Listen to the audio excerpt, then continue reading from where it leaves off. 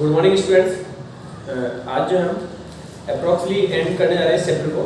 तो देखो आपका 25th question, find sum of the following series. ये आपकी सीरीज दे रखी है। तो देखो सीरीज में क्या पैटर्न चल रहा है आपका, ये आपके वो मिसलिनियस सीरीज का केस है, कुछ अलग ही तरह की सीरीज चल रही है।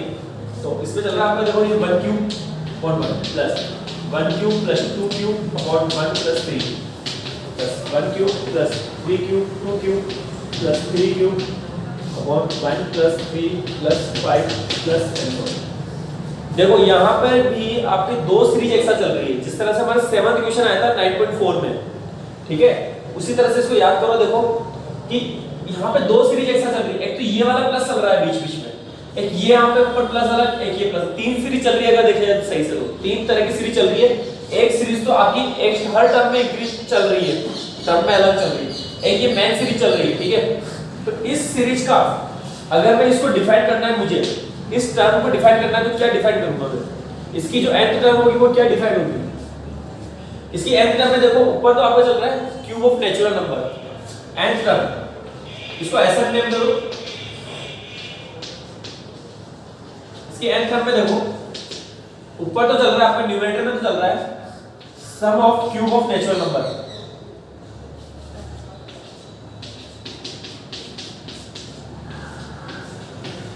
ये हो गया न्यूमरेटर में। और डिनोमिनेटर में देखो तो एक एपी चल रही है, 1 प्लस 3 प्लस 5, एक एपी चल रही है, ठीक है। और इस एपी का सम का फॉर्मूला क्या हो जाएगा आपका, n upon 2 into a plus n minus 1 into d, वो क्या आपका 2 है। इसकी फर्स्ट टर्म 2 है, कॉमन डिफरेंस आपका 2 है, सॉरी फर्स्ट टर्म 1 है और कॉमन डिफरेंस आपका 2 है, क्लियर। तो इसको सॉल्व कर लो, ये आपकी n टर्म होगी n upon 2 plus sorry n plus 1 upon n upon 2, देखो ये बच गया 2 प्लस 2n माइनस 2, ये 2 और ये 2 तो कैंसिल, यहाँ पे अपॉन में आ गया आपके पास ओनली n स्क्वायर। तो ये हो गया आपका न्यूमरेटर में n स्क्वायर, n प्लस 1 का होल स्क्वायर अपॉन 4, ठीक है। 2 का स्क्वायर 4 और डिनोमिनेटर में क्या बच रहा है आपका, यहाँ से ओनली 2n बच रहा है, 2 से ये 2 कैंसिल, ओनली n स्क्वायर। तो ये n स्क्वायर और ये n स्क्वायर में कर दिया आपका। तो n टर्म में आता है हमारे पास n square plus 2n plus 1 upon 4, ये तो कैंसिल हो गया। ये n प्लस 1 को होल स्क्वायर मैंने ओपन कर दिया और अपॉन में ये 4, तो ये आपकी n टर्म आती है, ठीक है। बस इसमें Sn का फॉर्मूला अप्लाई करना है। तो आगे काम आप खुद करोगे। Sn क्या हो जाएगा, 1/4 को तो आप बिल्कुल साइड में बाहर निकाल लो और summation from k equals to 1 to n, और ये आपका k square plus 2k plus 1। इससे आगे काम आप खुद कर लोगे, जिस तरह से हमने सभी क्वेश्चन में किया वैसे का वैसे आपको यहाँ पे करना है। 26th क्वेश्चन जो है उसमें भी आपके दो सीरीज चल रही है। देखो 25th और 26th में डिफरेंस देखो आप। 25th में ये जो प्लस है ये बिल्कुल दोनों को टर्म को सेपरेट कर रहा है, इस टर्म को बिल्कुल अलग कर रहा है, इस टर्म को बिल्कुल अलग कर रहा है। लेकिन 26 क्वेश्चन में आपके टर्म से बिल्कुल वो डिनोमिनेटर जो है वो एक कॉमन डिनोमिनेटर की लाइन है। जो डिनोमिनेटर की लाइन है 26 क्वेश्चन में आप देखो अच्छे से, कॉमन डिनोमिनेटर की लाइन है, यानी कि ऊपर वाली अलग सीरीज है, डिनोमिनेटर में अलग सीरीज है। न्यूमरेटर और डिनोमिनेटर का कोई लेना देना नहीं है, ठीक है। लास्ट में सम करके फिर हम डिवाइड करेंगे, तो आपका ये बचेगा जो हमें प्रूव करना है। तो देखो आपका 26 में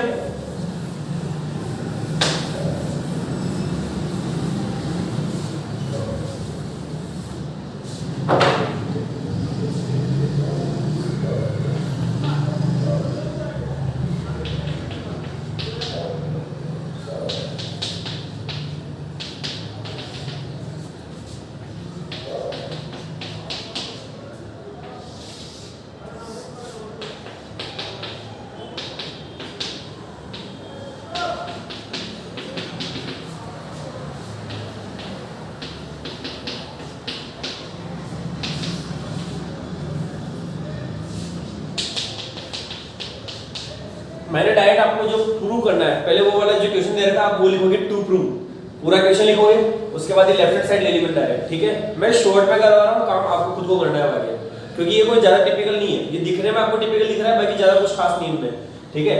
अब देखो इस सीरीज की जो nth टर्म है न्यूमरेटर वाले सीरीज की nth टर्म इसमें खुद ने दे रखी है, डिनोमिनेटर की भी nth टर्म खुद ने दे रखी है। क्लियर है ये बात समझ में आई? nth टर्म की जो सॉरी न्यूमरेटर की जो nth टर्म है वो भी आपको डायरेक्ट दे रखी है, डिनोमिनेटर की nth टर्म भी डायरेक्ट दे रखी है। आपको Sn में जो Sn का जो फार्मूला है वो आपको न्यूमरेटर में अलग से लगाना है, डिनोमिनेटर में अलग से लगाना है, दोनों में अलग अलग लगाना है और लास्ट में डिवाइड करना है दोनों को। तो देखो ये हो जाएगा आपका, इसको हम लिख सकते हैं ऊपर वाले पार्ट को summation from k equals to 1 to n और k इनटू k प्लस 1 का होल स्क्वायर अपॉन, इसको हम लिख सकते हैं summation from k equals to 1 to n और k square into k plus 1। Clear है? ये बन गया आपका ऊपर वाले पार्ट का अलग ऐसा किया मैंने सम किया और डिनोमिनेटर वाले पार्ट का अलग से सम किया, दोनों का सम करके फॉर्मूला लगा करके और फिर हम कॉमन डिवाइड कर देते हैं। देखो ये इसका ब्रैकेट ओपन करने पे क्या आ गया,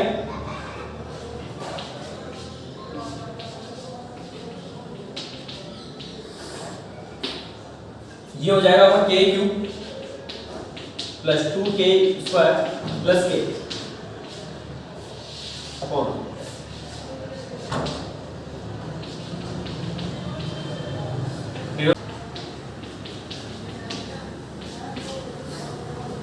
ठीक है।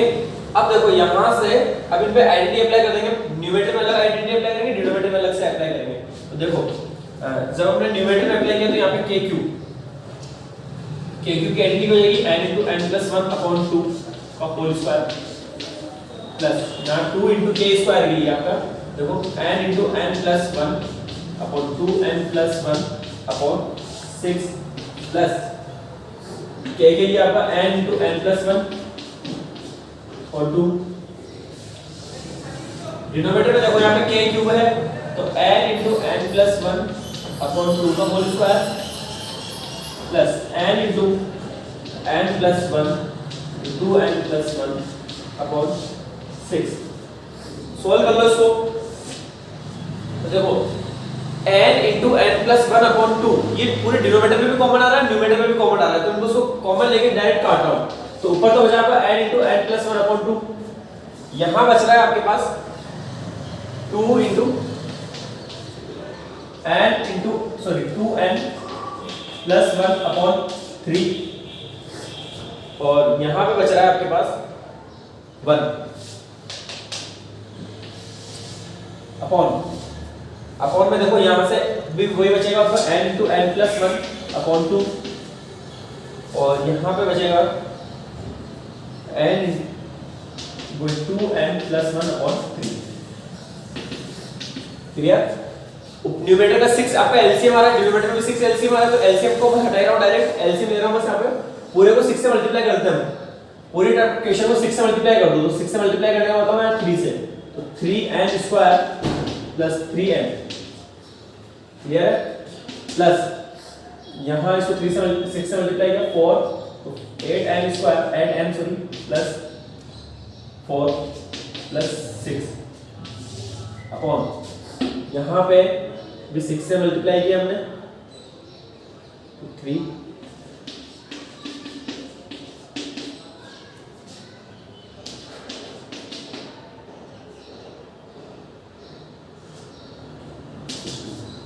ठीक है।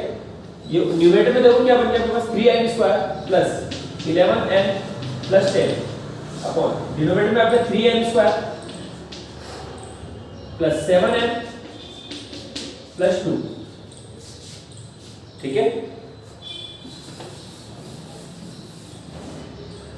तो स्प्लिट किया, मिडिल में स्प्लिटिंग की हमने, ये 6n plus 5n plus 10 upon 3n square plus ये 6n प्लस n प्लस 2। देखो आप सोल्व करोगे इसको तो यहां से आपका 3n कॉमन निकाला तो 3n भी यहां से कॉमन आएगा प्लस यहां से 5 कॉमन आएगा, यहां पे बचा था आपके पास 2n,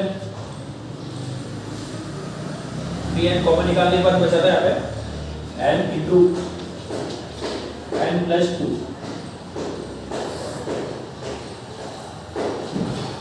और यहां पर देखो आपका 3n और प्लस 1 और यहां से बचा आपका n प्लस 2, ठीक है। n प्लस 2 से n प्लस 2 कैंसिल आपका, तो ये आया 3n plus 5 upon 3n plus 1। देखो आपको क्या प्रूव करना था, यही क्वेश्चन आपको प्रूव करना था, 3n प्लस 5 और 3n प्लस 1। तो ये क्वेश्चन मैंने पूरा सॉल्व करवा दिया, बस स्टार्टिंग में जो एक दो स्टेप आपकी जो मैंने छोड़ी थी वो आप कर लेना, ठीक है। अब देखो 27 और 28 क्वेश्चन बिल्कुल एक जैसे क्वेश्चन है, और 29 से हम कल करेंगे। तो एक क्वेश्चन 27 क्वेश्चन में आपको करवा देता हूँ। 27 क्वेश्चन है आपका, a farmer buys a used tractor for 12,000 rupees. He pays 6,000 cash and agreed to pay the balance in annual installment of 500 rupees plus 10% interest on the unpaid amount. How much will the tractor cost him? तो देखो cost of tractor कितनी है,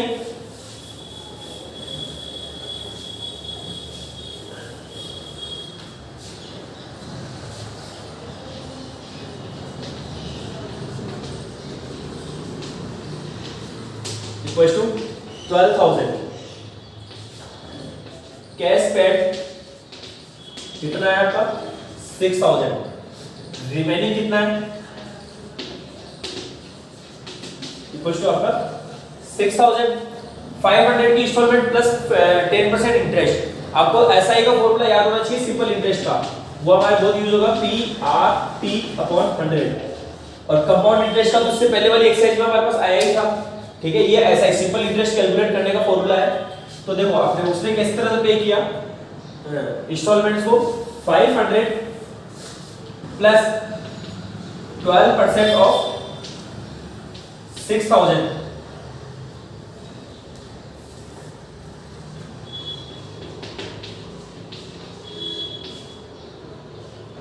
ये first instalment थी उसकी। Second instalment क्या है आपकी 500 प्लस 12% ऑफ 5,500, क्योंकि इसने 500 पे कर चुका है, तो नेक्स्ट ईयर जो चार्ज लगेगा वो केवल 5,500 का ही लगेगा, क्लियर। फिर इस तरह से जो नेक्स्ट इंस्टॉलमेंट है वो कितने की होगी इसकी, यहां पर इंस्टॉलमेंट फिक्स नहीं है, ठीक है ना, इंस्टॉलमेंट फिक्स नहीं है। इंस्टॉलमेंट में कैसा है इसका 500 प्लस वो इंटरेस्ट भी दे रहा है साथ साथ पूरे साल भर का, तो 500 प्लस 12% ऑफ 5,000 दे जाएगा आपकी बात। इस तरह से एक चलता हुआ जाता है, ठीक है, प्लस एंड सो ऑन। कितनी इंस्टॉलमेंट्स बनेगी 12 इंस्टॉलमेंट्स बनेगी, 6,000 देना उसको 500 के रुपीस में, ठीक है। तो देखो क्या बन गई 500, कितनी बार ऐड होगा 500 प्लस 500 प्लस 500, कितने टाइम ऐड होगा 12 टाइम ऐड होगा, तो इनटू 12 तो ये प्लस यहां से आकर देखो 12% का मतलब हो गया 12/100 into 6,000 plus 12/100 into 5,500 plus 12/100 into 5,000 plus and so. तो ये आपका 6,000 यहां लिख देना amount paid in installments.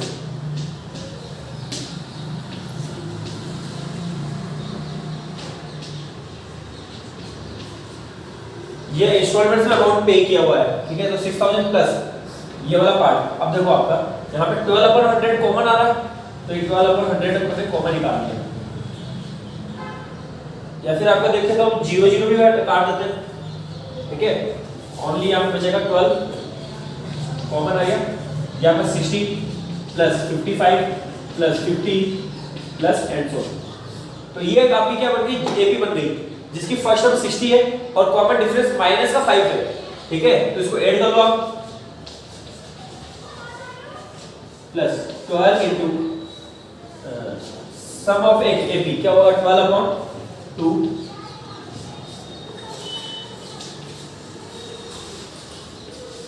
2 into A plus 12 minus 1 into minus का 5, क्योंकि इसका जो कॉमन डिफरेंस है वो -5 है, क्लियर। तो देखो यहाँ पे 6,000 प्लस 12 इनटू 12 से ये कैंसिल हो करके आपका 72 इसका सॉल्यूशन देखो कितना आ रहा है, ये तो आ गया 120 माइनस ये 11 इंटू 5, 11 इंटू 5 कितना होगा 55।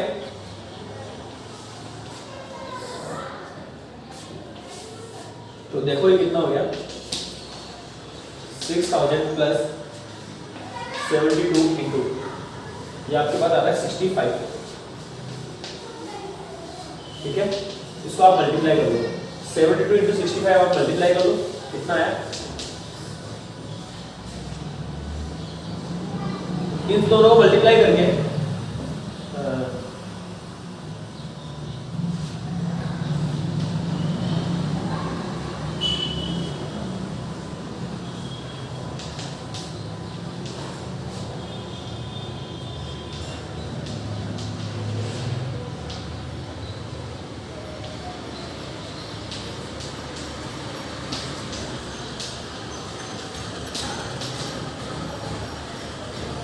10,680 रुपीज उसने इंस्टॉलमेंट में पे किया। ठीक है, और जबकि 6,000 उसने पहले कैश पे कर दिया था। पूछ क्या रहा है आपका ये पूछ रहा है how much will the tractor cost him, उसके लिए ट्रैक्टर की कॉस्ट कितनी हुई। तो यहाँ पे लिखोगे आप tractor cost for him is equal to